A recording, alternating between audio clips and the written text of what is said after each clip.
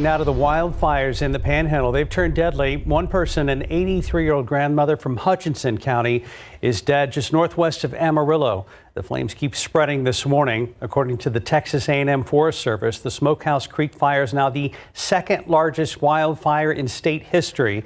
It has burned more than 850,000 acres and is just 3% contained. Several other fires are burning nearby. And all the fires have burned more than 1,026,000 acres, which is larger than the state of Rhode Island. Authorities have not said what ignited the flames, but strong winds and dry conditions have made things even worse. Dueling appearances on the southern border. Later today, President Biden and former President Trump will be in Texas, only about 300 miles apart. First, the president will be in Brownsville, and our Daniela Ibarra spoke to people there ahead of Biden's visit, and he is expected to use a recent drop in migrant crossings to his advantage. This is one of the international bridges here in Brownsville. People use it every day to get to school, to go to work, or to go shop. And later today, President Biden, he's going to focus on a different entry point, the Rio Grande. Data shows this sector of the border has seen a significant drop in migrant crossings. The president is expected to use this trip to push for a bipartisan border security agreement. Cameron County Sheriff Eric Garza says he wants immigration reform and hopes he gets to tell the president that. We do have problems like everybody else, but we're at the front line. Every other city and state in the U.S. is going to feel the problems if we don't fix it here in Texas at the border.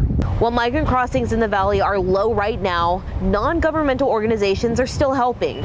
Astrid Dominguez with Good Neighbor Settlement House says there's a perception the border is chaotic. She wants President Biden to hear directly from those working with migrants. We are a border city. This is not new for us. For the past 100 years, we've been serving and servicing the migrants that are coming through our region, whether establishing here or not. We're a welcoming city along many other border towns in the country. During his visit, President Biden will be joined by Homeland Security Secretary Alejandro Mayorkas. They're going to meet with Border Patrol agents, law enforcement, and local leaders. That includes San Antonio Mayor Ron Nirenberg. For GMSA, I'm Daniela Ibarra. Moving over to Eagle Pass, former President Donald Trump will be offering a very different viewpoint on what's happening along the border. John Paul Barajas is there and shows us what he's seeing and hearing around town ahead of Trump's visit. We're just outside Shelby Park, where former President Donald Trump is expected to speak later this morning. And right now, there's not too much set up, but the added fencing and the Humvee at the entrance of the park is a reminder of its role in the immigration debate. Now, we were here shortly after the state took control of Shelby Park in January. Since then, federal agents say they have been denied access by Texas National Guard soldiers. Earlier this month, Governor Greg Abbott announced plans for a Texas National Guard base camp. That came after record-breaking numbers of crossings in the Border Patrol's southwest sector in December, but crossings dropped by about 50% in January. All that being said, we asked those who live here what they think about the former president's visit. He lives in this country, so he's concerned, and I'm interested. I'm interested to see what he's going to say. I really don't care for him. As a person, I don't care for him. As a voter, I wouldn't vote for him for anything. You don't think there's any benefit from him visiting? No, not at all. Now, both those residents you heard from asked to remain anonymous, but we will have live coverage tomorrow from Eagle Pass on the former president's visit.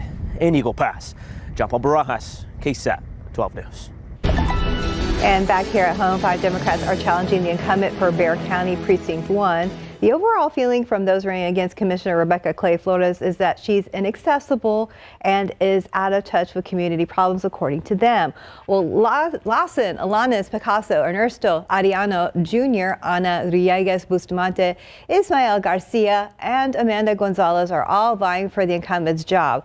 Lawson, a communications specialist, says she knows that the precinct is very diverse, and her goal is to ensure she is focused on what each area needs.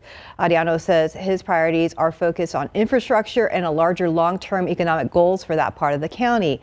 Amanda Gonzalez says public safety and health are trending themes for the entire Precinct 1 community, and she intends to address that. I want to make sure there's more transparency in how we spend taxpayer dollars. I bring a community-focused approach to how I do everything. Precinct 1 has a lot of land that can be used for business growth and job opportunities.